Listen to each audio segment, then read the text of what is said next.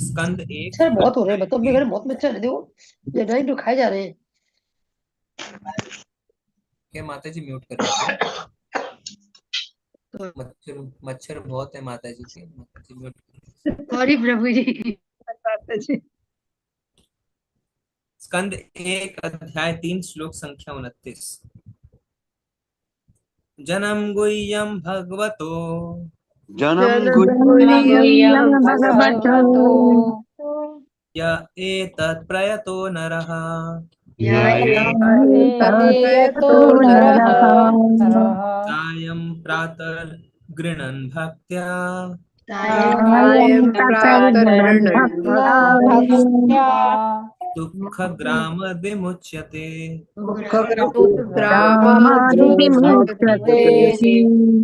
जन्म गुह्यं भगवतो जन्म जनं जन्म गुह्यं गुह्यं भगवतो भगवतो य एतत् प्रयतो नरः य एतत्प्रयो एतत्प्रयतो नरः नरः सायं प्रातः गृह्णन् भक्त्या सायं सायं प्रातर्गृणन् प्रातर्गृह्णभक्त्या भक्त्या भक्त्या दुःखग्रामाद्विमुच्यते। दुःखग्रामादिविमुच्यते। दुःखग्रामाद्विमुच्यते।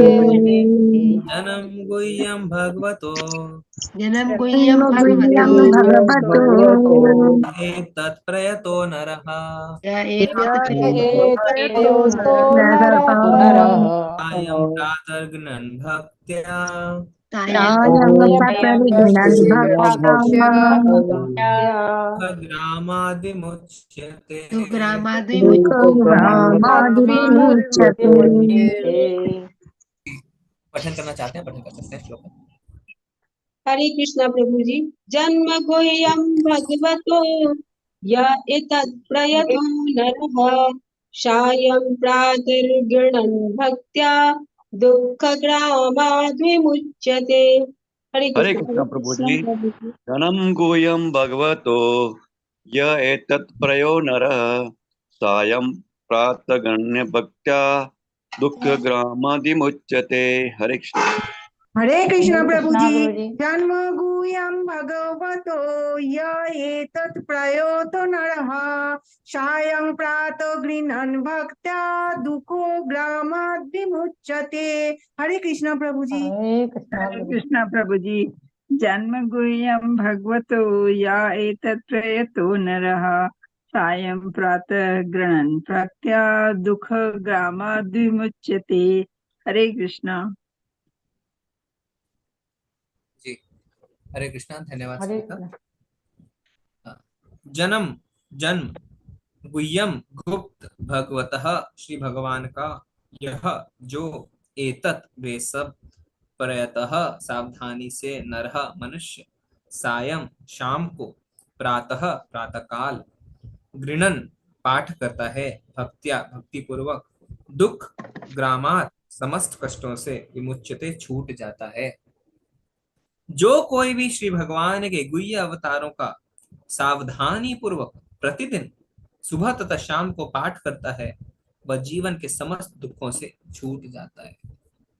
ओम अज्ञानतिमिरन्धस्य ज्ञानञ्जनशलाकया चक्षुरुन्मिलितं येन तस्मै श्रीगुरुवे नमः। श्रीचैतन्यमनोभीष्टं स्थापितं येन भूतले स्वयं रूपा कदा मह्यं ददाति स्वपदान्तिकं। वन्देऽहं श्रीगुरो श्रीयुत्पदकमलं श्रीगुरून् वैष्णवांश्च श्रीरूपं साग्रजातं सहगं रघुनाथान्वितान्तं सजीवं साद्वैतं सावधूतं परिजनसहितं कृष्णचैतन्यदेवं श्रीराधा कृष्ण पादान् सहगं ललिता श्रीविशाखान्वितांश्च नमो विष्णु पादाय कृष्ण पृष्ठाय भूतले श्रीमते भक्ति वेदांत स्वामिनिति नामिने नमस्ते सारस्वते देवे गौरवाणी प्रचारिणे निर्विशेषाय शून्यवादी पाश्चात्य देश तारिणे वाञ्छाकल्पतरुभ्यश्च कृपा सिन्धुभ एव च पतितानां पावनेभ्यो वैष्णवेभ्यो नमो नमः। हे कृष्ण करुणा सिंधु दीन बंधु जगतपते गोपेश गोपिका कांत राधा कांत नमोस्तुते। तप्त कांचन गौरांगी श्री राधे वृंदावनेश्वरी वृषभानुसुते देवी प्रणमामि हरिप्रिये। जय हो श्री कृष्ण चैतन्य प्रभु नित्यानंदा श्री अद्वैत गदाधरा श्रीवासादि गौर भक्त वृंदा। नमो महावदन्याय कृष्ण प्रेम प्रदायते कृष्णाय कृष्ण चैतन्य नामने कार्तिसे नमः। हरे कृष्णा कृष्ण कृष्ण हरे हरे, हरे राम राम राम हरे हरे।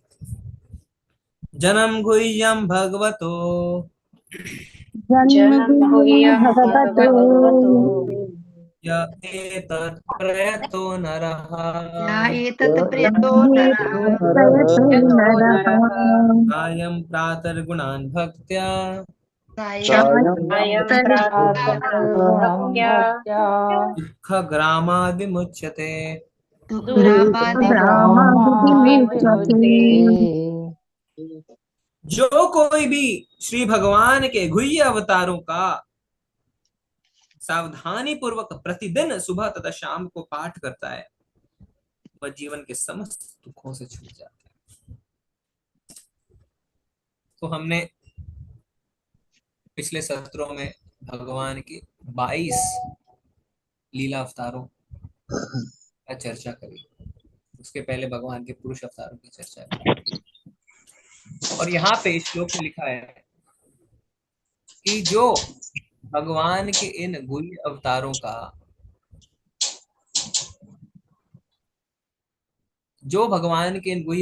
का सुबह और शाम सावधानी पूर्वक प्रतिदिन पाठ करता है, वो समस्त दुखों से छूट जाता है। इसका अर्थ क्या है? पहला जो इसका अर्थ हम समझते हैं क्या, कि हमारे जीवन में जितने भौतिक दुख हैं, जो कर्मों के भोग हम भोग रहे हैं, पाठ करेंगे श्लोकों का और हमारे सारे दुख खत्म हो जाएंगे। क्या इस श्लोक का ये तात्पर्य है? आपको क्या लगता है, क्या इस श्लोक का ये तात्पर्य, ये मीनिंग है? जैसे हम जो पिछले 22 श्लोक हैं उनको पढ़ लें, 22 अवतारों को पढ़ लें, श्लोक को पढ़ लें और हमारे सारे भौतिक दुख खत्म हो जाएंगे, क्या इसका ये अर्थ है? यस और नो? नहीं प्रभु जी, श्रद्धा और भक्ति के साथ, सावधानी पूर्वक। श्रद्धा और भक्ति के साथ अगर हम पाठ करते हैं तो हमारी आध्यात्मिक यात्रा शुरू एक तरीके से होगी और हम भगवत धाम को पहुंच पाएंगे। क्या होता है, जैसे हमें ऐसी फलस्तुति के कोई श्लोक मिलता है, हम तुरंत उसे कर्मकांडी तरीके से इंटरप्रेट करना चाहते हैं। हमारा हृदय वो चाहता है, देखिए सारे सारे व्यक्ति के हृदय दुख से भरे हैं। प्रभु जी ऐसा नहीं है, ऐसा नहीं है कि आपको पहचान नहीं है कि वास्तव में आप दुख में है, क्योंकि भगवान ने कहा है दुखालय हम शाश्वत, कोई ना कोई दुख है, दुखालय में दुख ही मिलेगा ना। तो तुरंत हम लपक जाते हैं उसमें, अरे आज से मैं रोज सुबह शाम भगवान के सारे अवतारों का पाठ करूंगा, मेरे सारे दुख खत्म हो जाएंगे। तो हमें समझना है चीजों को। प्रभुपाद जी तात्पर्य में बताएंगे, भगवत गीता के श्लोक को प्रभुपाद जी रेफर कर रहे हैं 4थे अध्याय के 9वें श्लोक, जिसमें भगवान क्या कहते हैं, जन्म कर्म च मे दिव्यम एवं यो वेत्ति तत्त्वतः त्यक्त्वा देहं पुनर्जन्म नैति मामेति सो अर्जुना।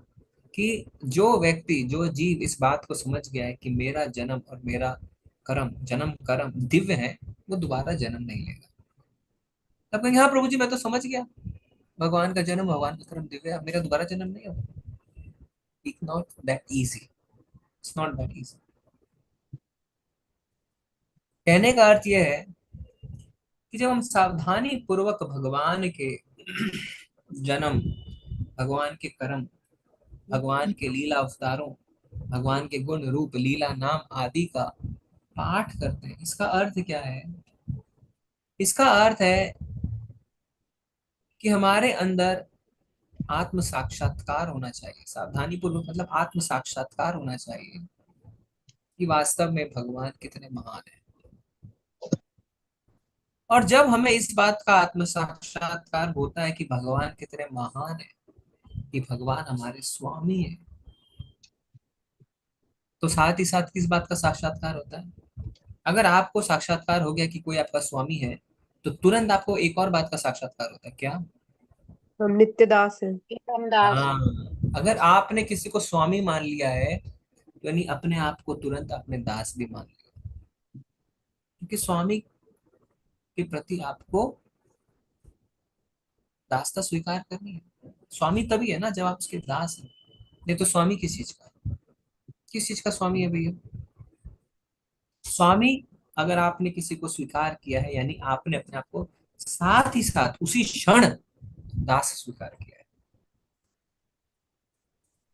तो सावधानी पूर्वक जब भगवान के नाम गुण रूप लीला जन्म कर्म लीलाओं अवतारों के बारे में हम जानते हैं तो हमें आत्म साक्षात्कार होना चाहिए कि भगवान कितने महान हैं, भगवान हमारे स्वामी हैं, हम भगवान के दास हैं। तो अब क्या करें? दास का कर्तव्य क्या है? दास का कर्तव्य है स्वामी की सेवा करना। तो असली साक्षात्कार वही है जिस क्षण आप तुरंत भगवान की भगवतमय सेवा में लग जाए, वो है साक्षात्कार। और तब जब आप भगवान की सेवा में लग जाते हैं तब आप भौतिक दुखों से छूट जाते हैं। क्यों? क्योंकि भगवान की जो सेवा है वो दिव्य धरातल पे है, भगवान की जो सेवा है वो निष्काम भाव से होती है। तब आपको इस बात का साक्षात्कार हो जाता है कि आप शरीर नहीं, आप आत्मा है। और जैसे ही आप उस धरातल पे अपने आप को स्थित कर लेते हैं तब क्या होता है? तो भगवान ने जो कहा है ना कि सुख और दुख में, सर्दी और गर्मी में, मान और अपमान में जो संभाव बना के रखता है वो मुझे अति प्रिय है। आप उस ब्रह्म भूत जो प्लेटफॉर्म है उस पर पहुंच जाते हैं, ब्रह्म भूत प्रसन्न आत्मा। अब कोई सुख दुख सर्दी गर्मी से आपको कोई फर्क नहीं पड़ता। जब आपको फर्क नहीं पड़ता है तो अर्थ क्या हुआ? आप समस्त दुखों से छूट जाते हैं। जब आपको द्वंद्वों से फर्क नहीं पड़ता है तब आप छूट जो है दुखों से छुटकारा पा लेते हैं। इसका अर्थ ये नहीं है कि जीवन में दुख नहीं आएंगे, जीवन में दुख आते रहेंगे। पर एक व्यक्ति एक रोड पे चल रहा है, रोड पे बहुत सारे गड्ढे हैं, कोई रिक्शे में बैठा है, कोई मर्सिडीज गाड़ी में बैठा है। रोड वही है, रिक्शे वाला हो सकता है गड्ढे में गिर के पलट जाए, गिर जाए, चोट लग जाए। मर्सिडीज वाले को पता भी ना चले कि गड्ढा आया था। रोड तो वही है, यानी दुख आते रहेंगे। पर जो भगवान के भक्तिमय सेवा में संलग्न है, जिसे अब दुख सुख सर्दी गर्मी मान अपमान से कोई फर्क नहीं पड़ता है, वो मर्सिडीज में सवार हो चुका है, कोई फर्क नहीं पड़ता, आत्म साक्षात्कार हो चुका है। पर जिसने ऐसा नहीं किया है वो भी उसी रोड पे चल रहा है, वो रिक्शे में बैठा है बेचारा। रिक्शे वाले को बोलता है भैया संभाल के चलना, तो कितना संभालेगा? रिक्शा वाला खुद भी गिरेगा तो आपको कहाँ, आपको बचा पाएगा क्या? जो खुद ही माया में ढका हुआ है उसको बोलते हैं थोड़ा संभल के चलना, माया में मत पड़ जाना। अरे जिसको आप बोल रहे हो वो खुद भी माया में है, वो खुद भी गिरेगा, आपको भी लेके गिरेगा ना। रिक्शा वाला जब खुद ही पलट जाएगा तो आपको क्या बचाएगा? कैसे बचाएगा? नहीं बचा सकता है।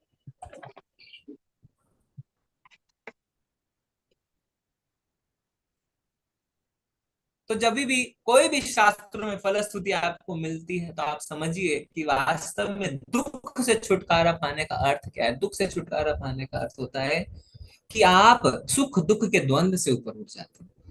तो हो सकता है कोई तीसरा आदमी, कोई आपका पड़ोसी, कोई आपका रिश्तेदार आपको देखे, सुबह से शाम भक्ति करता है, भगवान की सेवा कर रहा है, नाम ले रहा है भगवान का, नौकरी भी छोड़ दी, परिवार की चिंता भी नहीं करता है, बस सुबह से शाम भगवान की सेवा में। देखो कितने दुख आ रखे हैं, कितनी बीमारियां हो रखी हैं, देखो परिवार में कितना दुख है, खाने को भी पैसे नहीं है।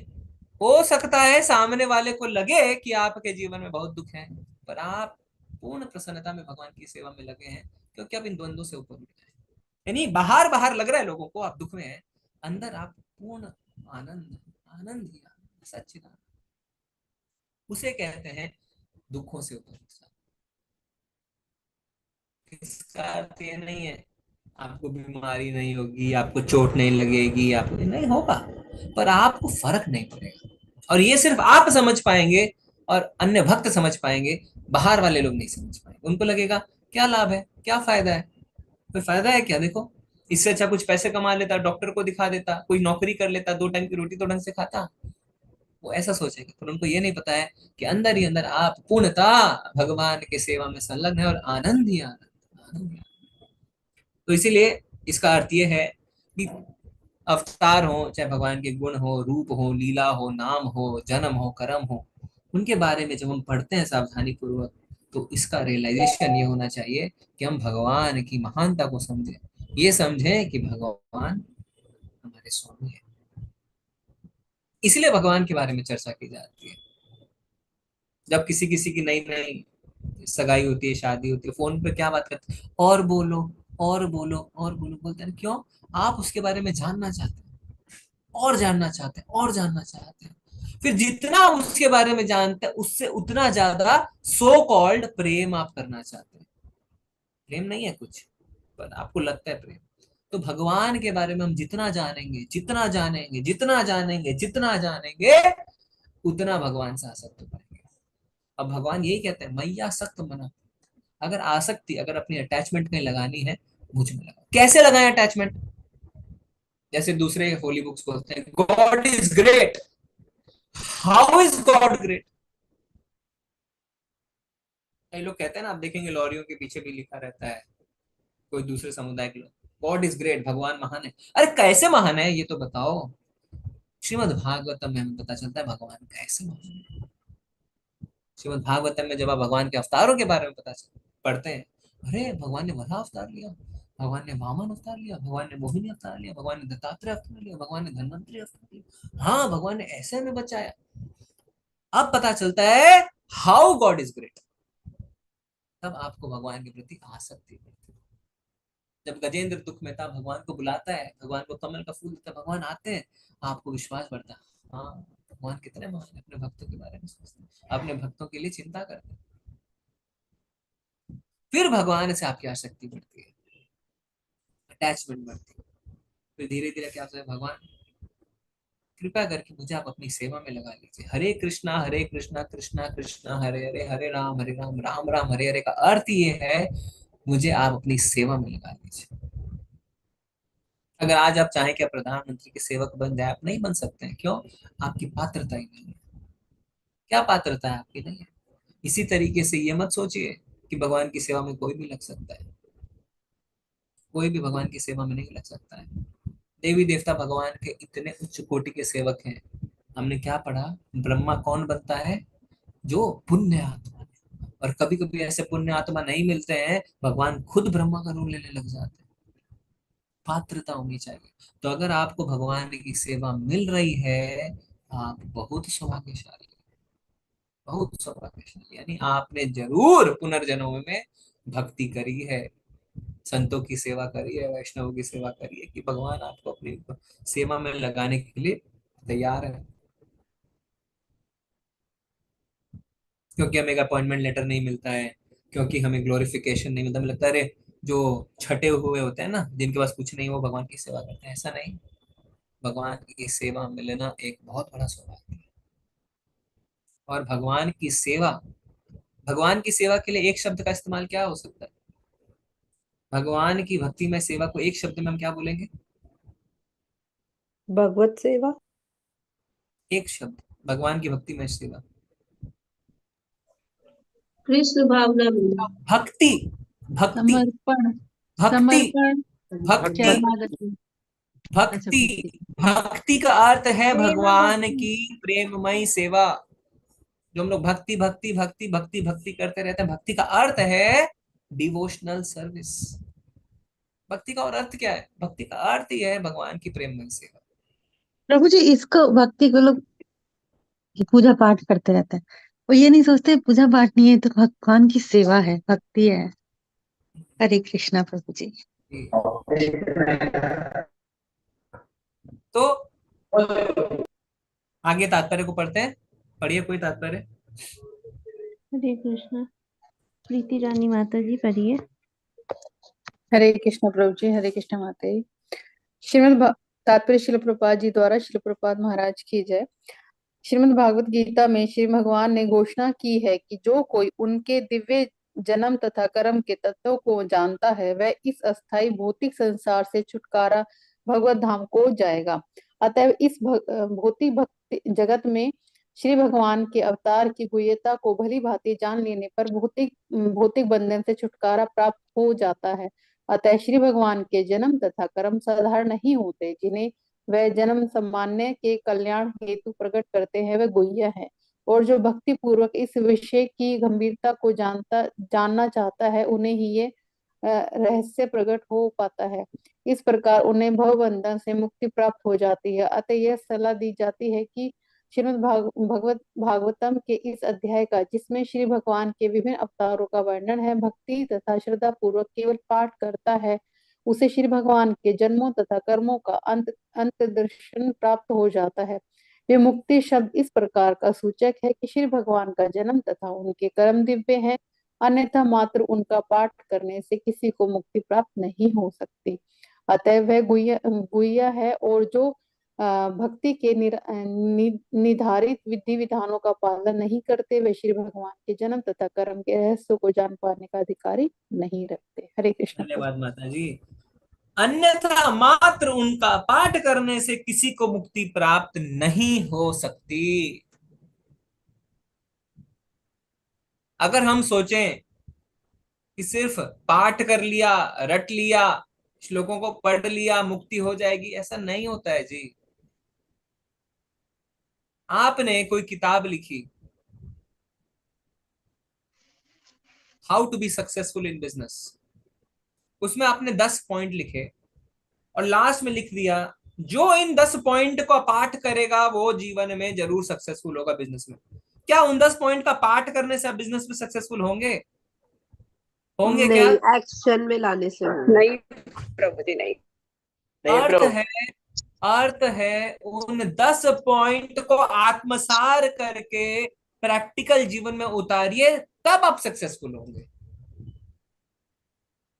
पर हम क्या, पाठ करने से हो जाएगा, पाठ करने से हो जाएगा, इस दिन इसका पाठ कर लो हो जाएगा, उस दिन उसका पाठ। अरे भगवान ने भगवत गीता कही, श्रीमद् भागवतम, खाली पाठ करने के लिए नहीं, उसको समझने के लिए।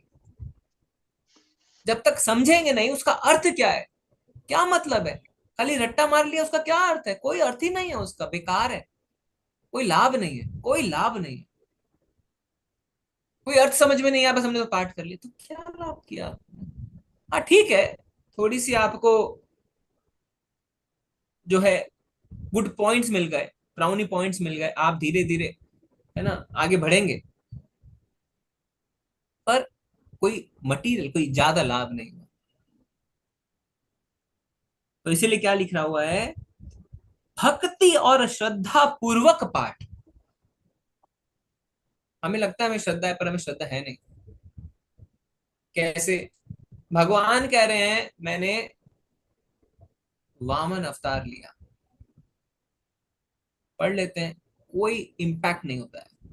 एग्जाम्पल, आपके पिता आपको कहते हैं पता है मैं बड़ा हो सकता हूं, साइज में छोटा। हाँ, आप साइज में बड़े छोटे हो सकते हैं, कितना इंपैक्ट हमें पड़ रहा है तुरंत। भगवान कहते हैं मैं वामन अवतार लेता हूं, कोई फर्क नहीं पड़ता। अच्छा, वामन स्त्री के लिए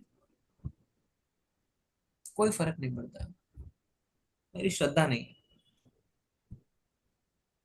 तो भक्ति और श्रद्धा पूर्वक अगर हम पाठ करेंगे तो क्या लिखते हैं प्रभुपाद जी, उसे श्री भगवान के जन्मों तथा कर्मों का अंतरदर्शन प्राप्त होगा। अंतरदर्शन शब्द का इस्तेमाल किया हुआ है, यानी आपको आत्म साक्षात्कार आवश्यक है। अगर आपकी श्रद्धा है और भगवान कह रहे हैं इस तरीके से मैंने ये अवतार लिए, तो आप पूर्ण समर्पित हो जाएंगे। मेरे भगवान तो कितने महान है, मुझे तो ऐसे भगवान की सेवा करनी चाहिए। और जब समर्पण करेंगे, सेवा करेंगे, भक्ति करेंगे, तब आपको धीरे धीरे धीरे धीरे आत्म साक्षात्कार होगा।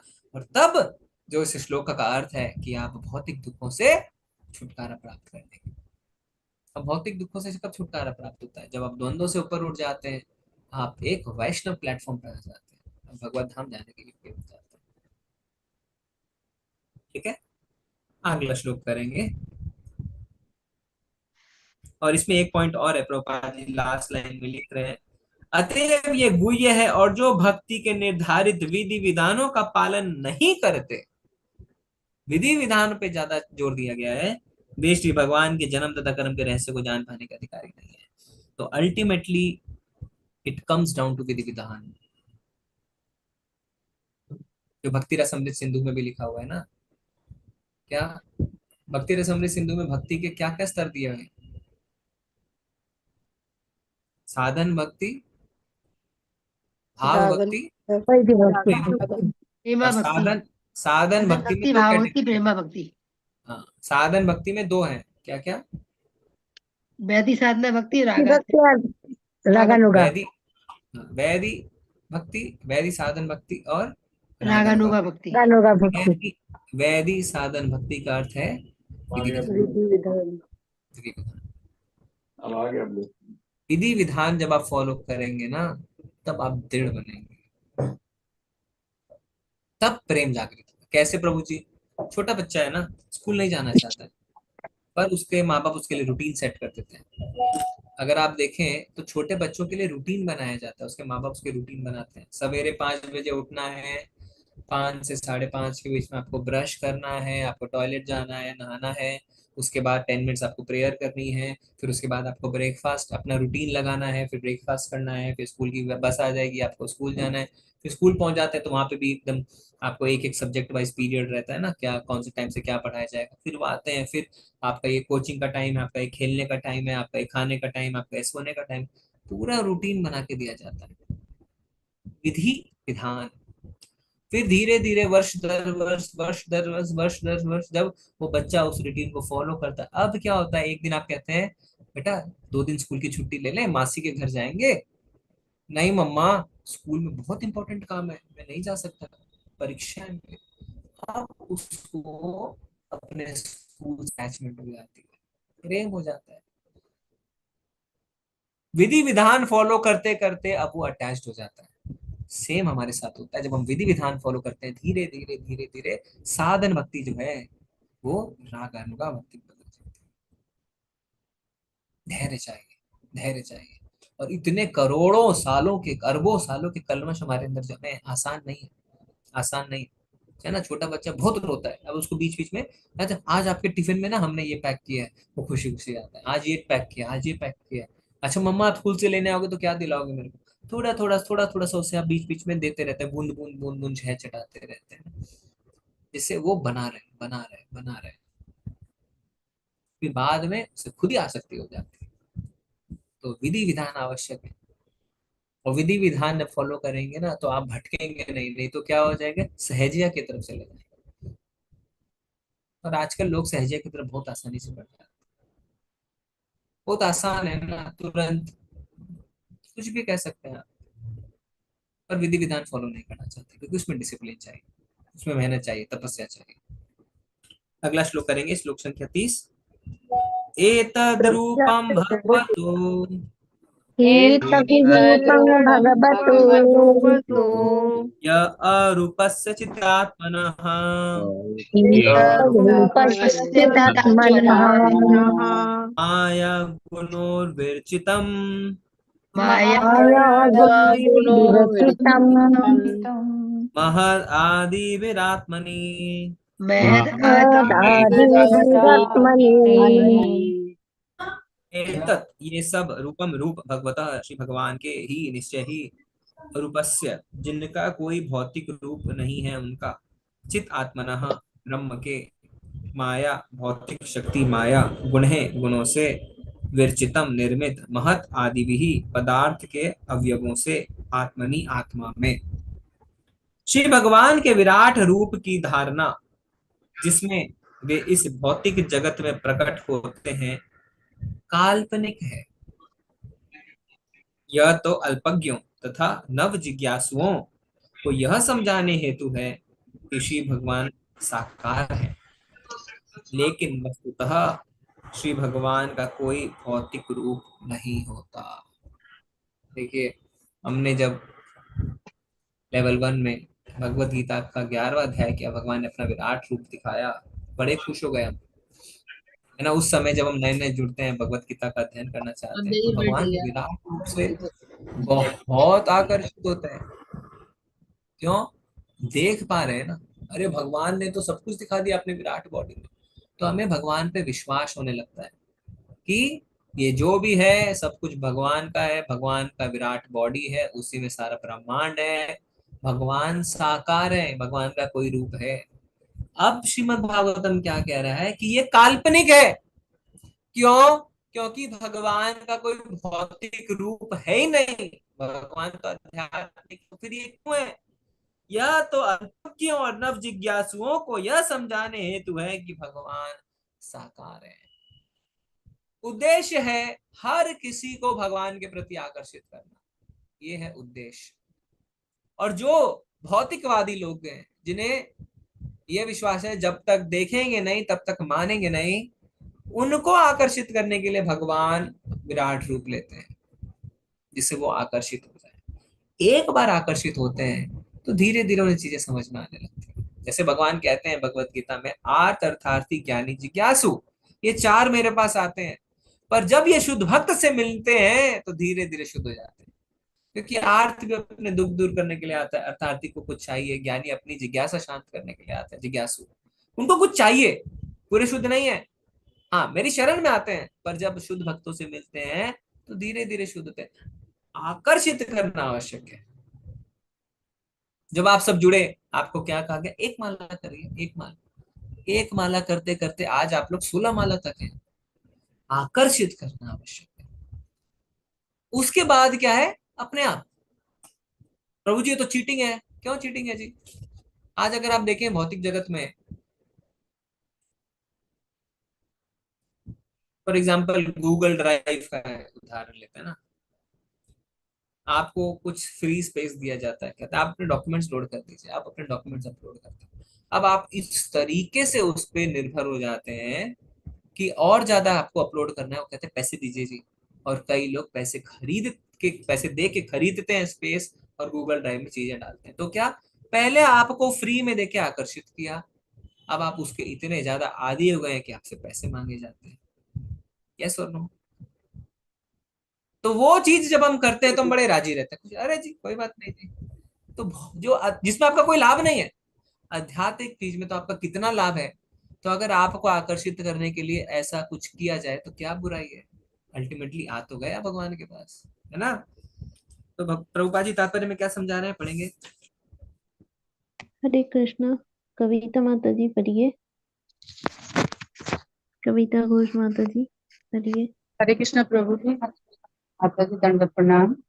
शीला प्रभुपाद द्वारा शीला प्रभुपाद की जय। तात्पर्य, श्री भगवान के नाना अवतारों के साथ साथ उनके विश्व रूप या विराट रूप की धारणा का उल्लेख नहीं किया गया है, क्योंकि पूर्व में बताए गए श्री भगवान के सारे अवतार दिव्य हैं और उनके शरीरों में भौतिकता का रंच मात्र भी स्पर्श नहीं है। उनके शरीर तथा आत्मा में कोई अंतर नहीं होता, जैसा कि बद्धजीव में होता है। विराट रूप की कल्पना तो केवल नव जिज्ञासु पूर्वजकों के लिए है। उन्हीं के लिए भौतिक विराट रूप प्रस्तुत किया जाता है। इसकी व्याख्या द्वितीय स्कंद में की जाएगी। विराट रूप में विभिन्न लोकों के भौतिक रूप को उनके पांव, हाथ आदि के रूप में कल्पित किया गया है।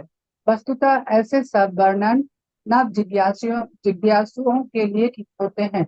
वे पदार्थ से आगे कुछ भी नहीं सोच पाते। श्री भगवान के भौतिक बोध की गणना उनके वास्तविक रूपों की सूची में नहीं की जाती। परमात्मा रूप में श्री भगवान प्रत्येक भौतिक रूप के भीतर रहते हैं, ताकि यहाँ तक कि परमाणुओं के भी अंदर रहते हैं। लेकिन बाह्य भौतिक रूप तो श्री भगवान एवं जीव दोनों के लिए कल्पना मात्र है। बद्ध जीवों के वर्तमान स्वरूप भी वास्तविक नहीं है। निष्कर्ष यह है कि श्री कृष्ण श्री भगवान के विराट रूप की धारणा काल्पनिक है। श्री भगवान तथा जीव दोनों ही जीवंत आत्मा है और उनका मूल शरीर आध्यात्मिक है, चिन्मय है। हरे कृष्ण। धन्यवाद माता जी। प्रभुपाद जी ने कितनी सुंदरता से समय क्लियर कर दिया चीजों को कि जो भगवान का विश्व रूप या विराट रूप है, उसको भगवान के अवतारों की सूची में शामिल नहीं किया गया। क्यों? क्योंकि वो काल्पनिक है। कोई बोलेगा काल्पनिक क्यों है जी? एक और आप हमें वो दीजिए उदाहरण। तो क्या है, जो भौतिक जगत में सब कुछ भौतिक है ना, पंच तत्वों से बना हुआ है, पर भगवान का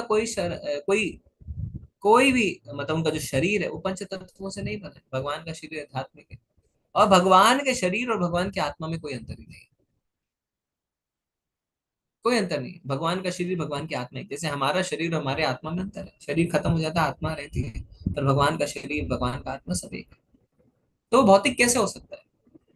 तो ये किसके लिए बनाया गया है? नव जिज्ञासुओं के लिए, भौतिकतावादी लोगों के लिए। प्रभुपाद जी लिख रहे हैं, ऐसे लोग जो पदार्थ के आगे कुछ भी नहीं सोच सकते हैं, जिन्हें पदार्थ ही समझ में आता है, यानी उनको सब चीज ग्रॉस चाहिए, सटल कुछ नहीं उनके जीवन में।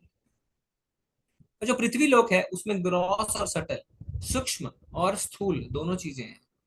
पृथ्वी के नीचे सारी चीजें स्थूल है, पृथ्वी के ऊपर सारी चीजें सूक्ष्म है। तो जो स्थूलवादी है, भौतिकवादी लोग हैं, उनको अपनी ओर आकर्षित करने के लिए भगवान भौतिक अपना विराट रूप दिखाते हैं। एक और लाइन यूज करी गई है, बद्ध जीवों के वर्तमान स्वरूप भी वास्तविक नहीं है। बद्ध जीव यानी हम, बद्ध जीवों के वर्तमान स्वरूप भी वास्तविक नहीं है। इसका अर्थ क्या है, कोई बता सकता है? प्रभुपाद जी लिख रहे हैं, बद्ध जीवों का जो वर्तमान स्वरूप है वो भी वास्तविक नहीं है। इसका अर्थ क्या है, कोई समझाएगा? हरे कृष्ण प्रभु जी। एक एक करके, कृष्ण प्रभु जी। एक एक करके, पहले कुहू माता जी बताइए आप। हरे कृष्णा प्रभु जी। क्योंकि हम लोग सब शरीर है, ये शरीर शरीर जब खत्म हो जाता है तो नया शरीर हम लोग धारण करते हैं। तो इसलिए हमारा शरीर परमानेंट नहीं है। इसलिए प्रभुपाद ने, भगवान ने बोला है कि हमारा जो स्वरूप है वो वास्तविक नहीं है। ओके, और कोई नेक्स्ट कौन बताएगा? हरे कृष्णा प्रभु जी, दंडवत प्रणाम। प्रणाम। गीता में भगवान कहते हैं, देहेन अस्मिन् यथा देहे कौमारम यौवनम जरा तथा देहर अंतर्प्राप्ति धीरे तत्र मोहाति। भगवान कह रहे हैं कि जीव जो है ना, पहले जन्म गर्भ में रहता है, उसके बाद धीरे धीरे बड़ा होता है, कुछ प्रकट करता है, इस तरह परिवर्तन होता रहता है। तो हमारा ये परमानेंट नहीं है, लास्ट में खत्म हो जाता है। हरे कृष्णा। ओके ठीक है, और कोई, और कौन बताएगा? हरे कृष्णा प्रभु जी। ये इसलिए कहा गया है कि हमें ये भौतिक शरीर जिसमें हम यहाँ पे हैं इस संसार में, ये कुछ समय के लिए मिला हुआ है और हमारा वास्तविक स्वरूप ये नहीं है। हमारे कर्मों के आधार पे हमें अलग अलग प्रकार के शरीर मिलते रहते हैं। तो इस तरह से हमारा ये शरीर हमारा वास्तविक स्वरूप नहीं है। ओके, ये हरे कृष्णा स्वरूप। प्रभु जी। हम्म, प्रभु जी, वास्तविक हमारा जो स्वरूप है वो भी आध्यात्मिक है, क्योंकि दिव्य है। और वह हमें भगवान के, जब हम लोक में जाते हैं तो जो शरीर हमें प्राप्त होता है आध्यात्मिक स्वरूप, वही हमारा वास्तविक स्वरूप होता है प्रभु जी, जिसमें हम भगवान के दास के रूप में वहाँ पे उपस्थित रहते हैं। यहाँ 5 जी प्रकार के रस में रहते हैं। जी, थैंक यू प्रभु। हरे देखिए कृष्ण। ध्यान से पढ़िए, लाइन क्या लिखी हुई है। बद्ध जीवों के वर्तमान स्वरूप, स्वरूप शब्द का इस्तेमाल किया है, तो वास्तविक नहीं है। तो आज जो हमने, हमारा क्या स्वरूप है? आज हमारा क्या स्वरूप है कि हम बद्ध हैं, भौतिक दुख झेल रहे हैं, शरीर में ट्रैप्ड है, इस भौतिक शरीर में फंस गए हैं और इंद्रिय सुख के पीछे लालायित है, भगवान से ईर्ष्या करते हैं। ये हमारा आज का स्वरूप है। तो कोई प्रश्न पूछ सकता है कि क्या जीव इसीलिए बनाया गया, क्या यही इसका वास्तविक स्वरूप है? इसका उत्तर है नहीं, जीव का ये वास्तविक स्वरूप नहीं है। तो वास्तविक स्वरूप क्या है? जीवेर स्वरूप होए कृष्ण नित्यदास। नित्यदास, नित्यदास कैसे बने? नित्यदास आप तभी बन सकते हैं जब आप अपने असली स्वरूप में आए, जो है सच्चिदानंद स्वरूप। हमारा असली स्वरूप है सत्य चित्त आनंद, शाश्वत पूर्ण ज्ञान पूर्ण आनंद। ये है हमारा असली स्वरूप। तो जो स्वरूप आज हमारा दिख रहा है, हमारा असली स्वरूप नहीं है। जैसे किसी बच्चे ने कोई मछली देखी नहीं, अचानक से वो एक मछली को जमीन पे देखता है, वो बोलता है, अरे पापा ये मछली कैसे उछल रही है, देखो एक साइड से दूसरे साइड, एक साइड से दूसरे साइड पलट रही है। उसने कभी मछली देखी नहीं, क्या ये इसका वास्तविक स्वरूप है? वो ऐसे ही करती है क्या? उसको पता नहीं है कि वो मर रही है तड़प तड़प के, क्योंकि उसने मछली देखी नहीं कभी जीवन में।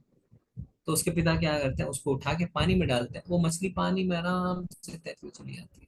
बेटा ये उसका असली स्वरूप है। तो आज हमारा जो स्वरूप दिख रहा है वो उस मछली की तरह है, जहाँ पे हम तड़प रहे हैं खुशी के लिए, आनंद के लिए, पर वो आनंद हमें मिल नहीं रहा है।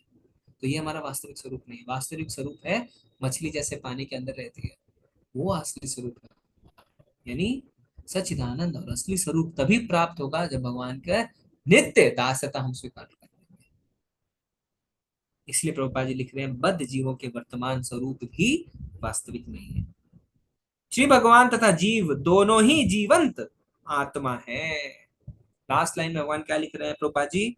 भगवान और जीव दोनों ही जीवंत आत्मा है और उनका मूल शरीर आध्यात्मिक चिन्मय है। जब हम भगवान के धाम पहुंचते हैं, हमें आध्यात्मिक शरीर मिलता है।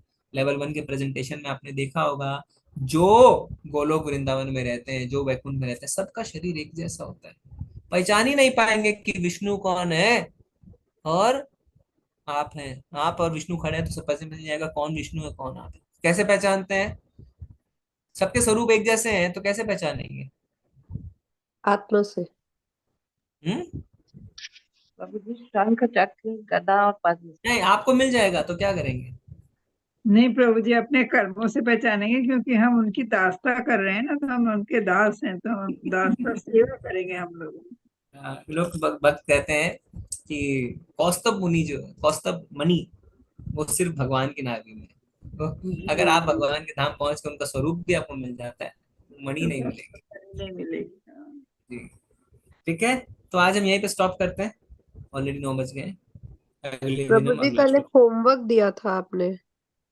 हाँ, क्या था होमवर्क? याद दिलाइए। 4 कलाएं। 64 कलाएं और 60 कलाएं हाँ। डिफरेंट। जी, तो हाँ, 4 कलाओं के बारे में बताना था। तो प्रभु जी हम बताएं? प्रभु जी हम बताएं? देखिए, बताइए बताइए बताइए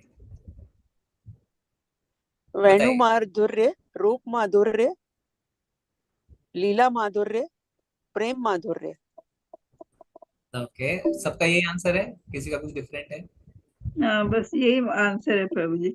उनके पास हरे अद्वितीय कृष्ण प्रभु जी। व्यक्तिगत रूप और सौंदर्य। यही आंसर है इसका। हाँ, यही है उनके कोई पास। समझाएगा? समझाइए वेणु माधुर्य। षोडश क्या? हरे कृष्ण प्रभु प्रभु जी, जी वेणु षोडश क्या होता माधुर्य है? का, प्रभु हरे जी हम बताएं? वेणु प्रभु जी माधुर्य। वेणु माधुर्य, हरे कृष्ण वेणु माधुर्य मतलब माधु जी एक एक भगवान जो करके बांसुरी बोलिए, कुछ बजाते समझ हैं नहीं आ रहा। भगवान जो बांसुरी बजाते हैं। वो, और वो विष्णु जी पारलौकिक नहीं बजाते हैं। भजन में तो ठीक है, वेणु निपुण है। माधुर्य सिर्फ कृष्ण भगवान में ही है। ओके। रूप दूसरा माधुर्य। प्रेम माधुर्य, लीला उनका माधुर्य। राधा से जो प्रेम है, राधा जी से जो प्रेम है वो अटूट है और जगत में सबसे ज्यादा है। ऐसा प्रेम विष्णु भगवान में किसी के साथ नहीं है। दूसरा है लीला माधुर्य। तीसरा, तो भगवान ने जो दामोदराष्टक में दिया गया है कि जो लीलाएं भगवान ने की हैं, जो माता उन्हें जब बांधती हैं तो उनका गुस्सा होना, आंखों में कपकपाना और शरीर लाल होना, डरा हुआ दिखाना, ये सब लीलाएं भगवान ने जो की हैं वो विष्णु भगवान ने नहीं की हैं। और चौथा है उनका रूप माधुर्य। रूप माधुर्य मतलब भगवान का जो रूप है वो सबसे सुंदर है। उनका जो नीला वर्ण और जो लाल होठ और उनकी जो मुस्कान है, वो उनका रूप सबसे अधिक मधुर है। तो यही 4 गुण जो हैं जो विष्णु भगवान में नहीं है, जो कि श्री कृष्ण भगवान में है। देखिए, बहुत अच्छा बताया माता जी ने। और जो बताया लीला के बारे में, कि भगवान लीलाएं करते हैं, मक्खन चुराते हैं, ग्वाल बालों के साथ खेल रहे हैं, गोपाल रास लीला कर रहे हैं, ये विष्णु नहीं कर सकते। तो इसका हमें शास्त्र से एक एविडेंस भी मिलता है, तो बता सकता है? प्रभु जी, राधा जी का जो बताया माता जी ने सेकंड नंबर वाला, वो एक बार रिपीट कर देंगे? हरे कृष्णा ठीक प्रभु जी। करेंगे, पहले इसको चर्चा को कंप्लीट करते हैं। तो इसके 2 ठीक है। उदाहरण है, 2 उदाहरण, 2 एविडेंस मिलते हैं कि विष्णु लीला नहीं करते, कृष्ण लीला करते हैं। 2 एविडेंस, 2 एविडेंस बताइए।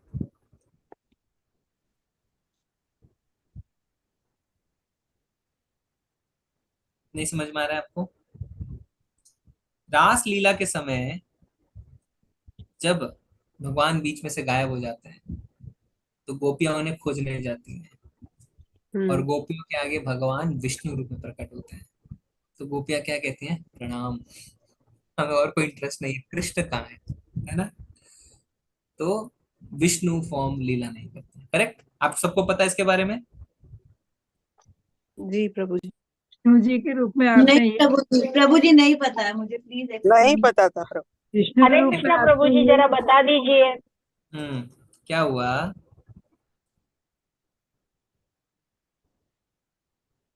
कि थोड़ा राधा रानी को प्राउड हुआ, अरे मैं स्पेशल हूँ, तो भगवान तुरंत गायब हो गए रासलीला के समय, क्योंकि भगवान राधा रानी के साथ थे, तो उनको थोड़ा सा स्पेशल फील हुआ, मैं स्पेशल हूँ। अब भगवान सब कुछ स्वीकार कर सकते हैं, अहंकार बिल्कुल स्वीकार नहीं करते हैं। तो भगवान गायब हो गए, सारे बहुत दुखी हो गए, गए खोजने भगवान को, खोजने विष्णु रूप में भगवान प्रकट हो गए, शंख गदा पद्म चक्र लेके साथ।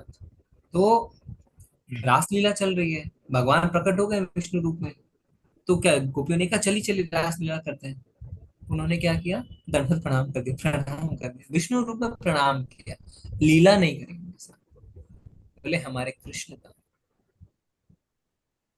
यानी लीला कृष्ण करते हैं, विष्णु नहीं। ठीक है, दूसरा एविडेंस क्या है, दूसरा जब एविडेंस भगवान, मैं आप बताऊं बताइए, जब भगवान बताइए। एक दिन भगवान राधा रानी जी के सामने आए विष्णु रूप में, और राधा रानी उनको देखते हुए उनका दो हाथ गायब हो गए और वो बांसुरी रूपी धारण करके सामने आ गए। तो वेरी ये गुड, एविडेंस है। वेरी गुड, राधा रानी के हरे आगे कृष्ण। उनका विष्णु रूप भी पिघल गया। और एक एविडेंस है, और एक है,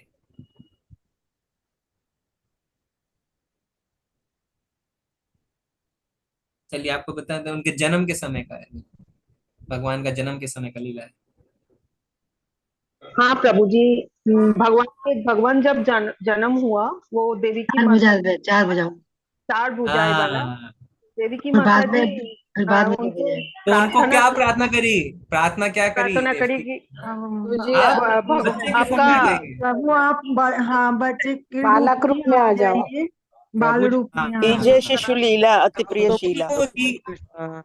हाँ विष्णु जी लीला नहीं करते हैं, है ना। ये लीला थी, भगवान की बच्चे के रूप में प्रकट हो रहे हैं, विष्णु रूप में प्रकट, बोले नहीं नहीं नहीं, विष्णु रूप नहीं, आप बच्चे के रूप में आ जाइए। ठीक है, तो इससे हमें पता चलता है लीला माता की। ठीक है, धन्यवाद याद दिलाने के लिए, होम पर चर्चा करने के लिए।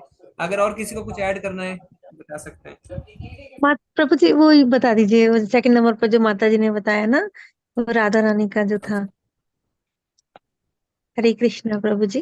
माता जी आप समझा दीजिए, समझा सकते हैं आप सबको जो आप बता रहे थे। हाँ, एक बार रिपीट कर इसी देंगे में क्या चार। हुआ, हाँ, एक बार हाँ नहीं, रिपीट कर देंगे। वेणु वेणु माधुर्य मतलब जो हम लोग क्या, अच्छा मैं सबको समझाता हूँ, तो हम 64 कलाओं की बात कर रहे थे जो सिर्फ कृष्ण जी में है, 60 कलाएं विष्णु जी में है। तो ये जो चार कलाएं, चार जो गुण हैं जो विष्णु जी में नहीं पाए जाते, कृष्ण जी में पाए जाते हैं, जो हमने पिछले तात्पर्य में से हमने चर्चा करी थी ना, तात्पर्य था, तात्पर्य 28, श्लोक संख्या 28 के तात्पर्य में हमने चर्चा की थी। तो हम होमवर्क था आपका कि चार कौन सी कलाएं हैं जो कृष्ण जी में पाई जाती है, विष्णु जी में नहीं। तो एक वेणु माधुर्य यानी बांसुरी कृष्ण जी बजाते हैं, रूप माधुर्य मतलब भगवान से सुंदर कोई नहीं है, लीला माधुर्य जो से हमने चर्चा करी, भगवान लीला करते हैं, और भक्त माधुर्य या प्रेम माधुर्य, भगवान हमेशा अपने भक्तों से घिरे रहते हैं, उनके प्रेम में बंधे हुए रहते हैं, जो विष्णु जी के साथ संभव नहीं है। ठीक है, जी प्रभु जी, हरे हरे कृष्णा। कृष्ण प्रभु जी, रूप माधुर को ही षोडश बोलते हैं क्या? षोडश, षोडश पता नहीं माता जी मेरे को। हरे कृष्ण प्रभु षोडश जी। का मतलब तो 16 होता है। हाँ, षोडश का मतलब होता है वो। माता जी भक्त सोरस बोल। प्रभु जी, 4 नंबर भक्त माधुर्य था ना। हरे ओके, कृष्ण प्रभु किसी को जी। कुछ ऐड करना है? हाँ माता जी बोलिए।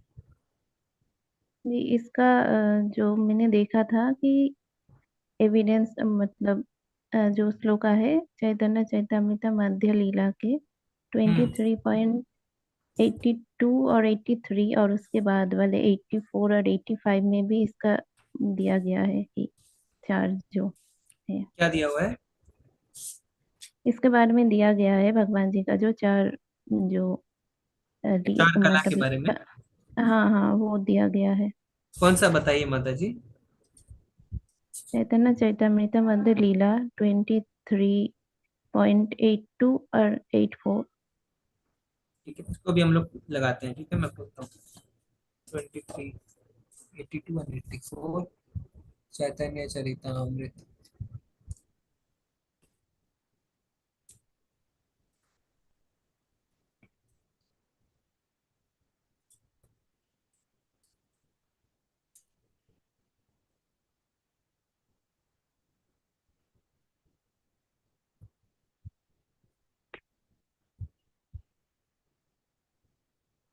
चैतन्य चरितामृत मध्य लीला 23 no ji 23 23.82।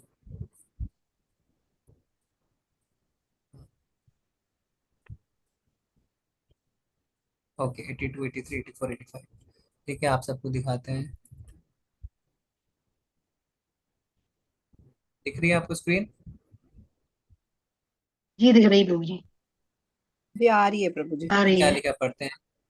Apart from these 60 transcendental qualities, Krishna has additional 4 transcendental qualities which are not manifested even in the personality of Narayan। यानी लिखा हुआ है कि इन 60 गुणों के अतिरिक्त 4 अन्य गुण हैं कृष्ण में जो नारायण में भी नहीं है। क्या हाँ क्या?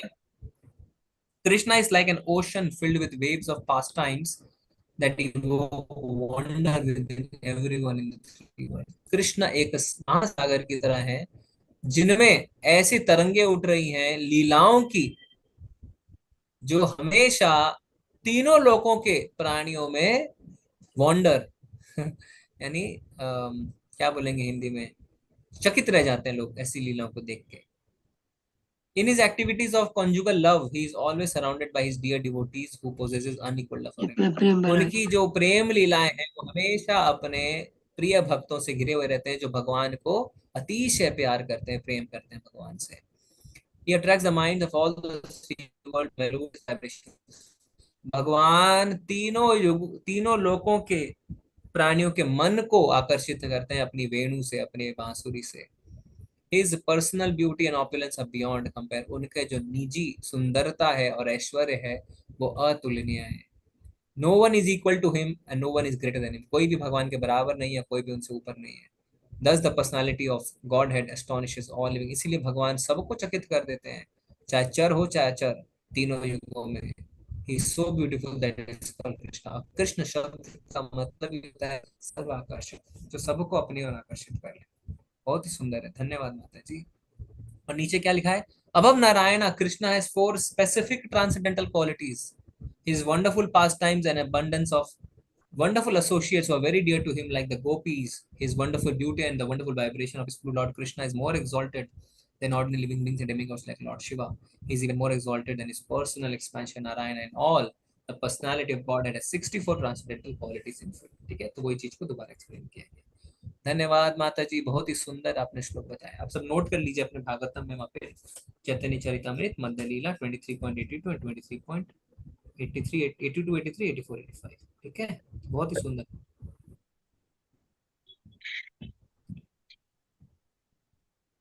ओके चलेंगे आज हम।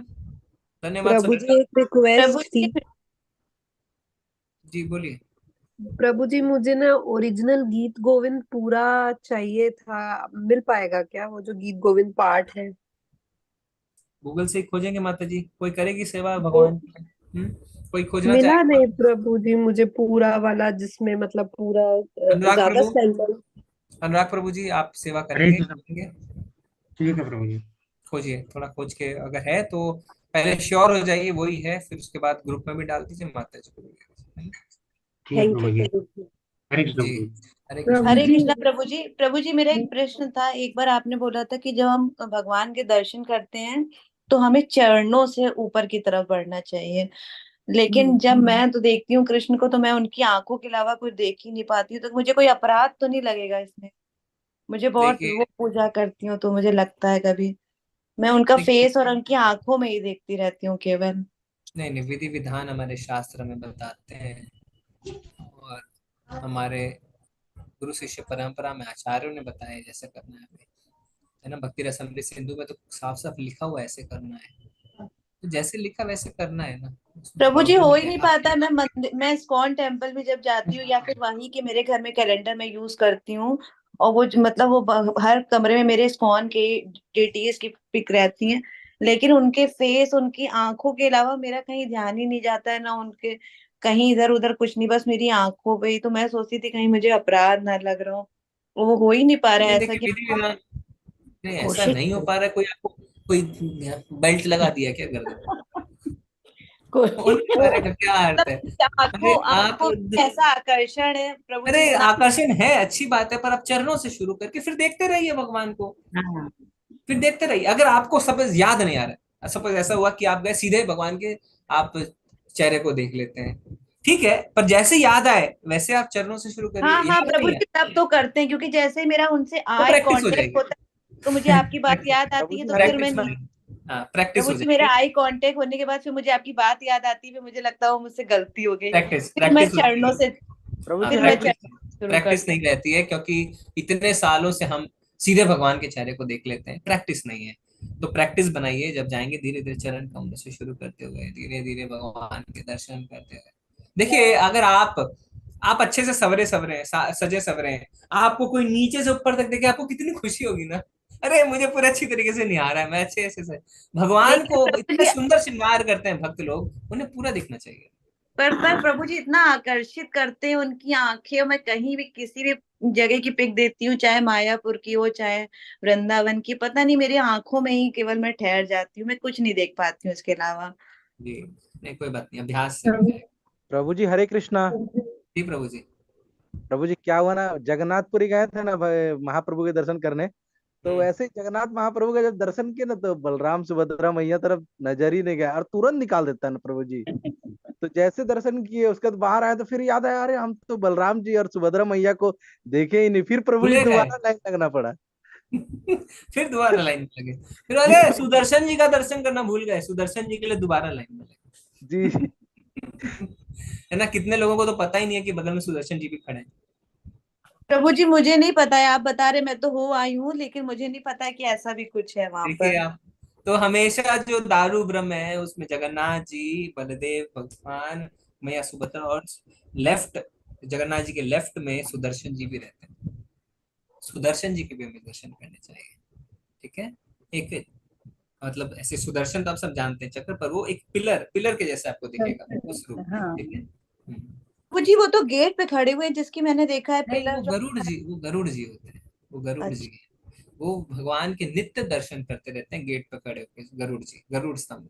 प्रभु जी, पर मैंने उन्हीं का ही दर्शन किया था, पर मुझे ये पता नहीं था कि सुदर्शन जी भी हैं। अगला ट्रिप बना लीजिए तो। और हरिदास ठाकुर जी आपने बताया, वो भी मुझे नहीं पता था, मैं तो जगन्नाथपुरी 2017 में गई थी, मैं तो कुछ दर्शन ही नहीं कर पाई। अब बुलाएंगे जी जगन्नाथ तो जरूर करूंगी। जी जी जी। प्रभु जी हरे हमको ना, कृष्ण ठीक प्रभु है। जी। प्रभु जी हमको ये डाउट था, ये जो आपने 30 नंबर का श्लोक बताया ना, उसमें 174 पेज में ये लिखा हुआ है, वस्तुतः ऐसे सब वर्णन नव जिज्ञासुओं के लिए हैं, वे पदार्थ से आगे कुछ भी नहीं सोच पाते। तो वो पदार्थ से आगे कुछ भी नहीं सोच पाते का मतलब क्या हुआ? पदार्थ मतलब जो हम देख सकें, जो फील कर सकें, जो सुन सकें, जो भौतिक पदार्थ है। जैसे अगर मैं आपको कहूं कि आपके अंदर आत्मा परमात्मा है, आप कहेंगे मैं तो देख नहीं सकता, दिखाओ दिखाओ, कहाँ है, दिखाओ, निकाल के दिखाओ। कई लोग कहते हैं ना हार्ट सर्जरी होती है, हार्ट ट्रांसप्लांट होता है, तो कहाँ जाते हैं परमात्मा? ऐसे जो सवाल करते हैं वो सिर्फ जो चीजों को देख सकते हैं, जिस चीज को छू सकते हैं, जिसको सूंघ सकते हैं, जो भौतिक हमारे इंद्रियों के लिमिट में है, उसी चीज को सब कुछ मानते हैं, उसके ऊपर कुछ नहीं मानते। उसको कहते हैं पदार्थ के आगे जो नहीं सोच पाते। जो 5 पदार्थ है ना, जल अग्नि वायु पृथ्वी आकाश, इसके ऊपर नहीं सोच पाते। अच्छा ठीक है। जी ठीक है, जी। तो थैंक यू सो मच। हरे कृष्णा प्रभु बिल्कुल। जी। चलेंगे हरे चलेंगे कृष्ण चलेंगे। धन्यवाद प्रभु सभी जी। का। वांछा कल्पतरुभ्यश्च प्रभु कृपा सिंधु जी एक बात बोलना पतितानां है। पावनेभ्यो वैष्णवेभ्यो नमो नमः। जी माता जी बोलिए। कोई चाहता नहीं प्रभु जी आप जाए, हम लोग बातें ऐसे ही करते हैं।